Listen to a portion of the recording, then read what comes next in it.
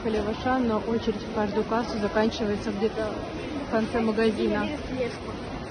Вот очередь. Сделаем заправку.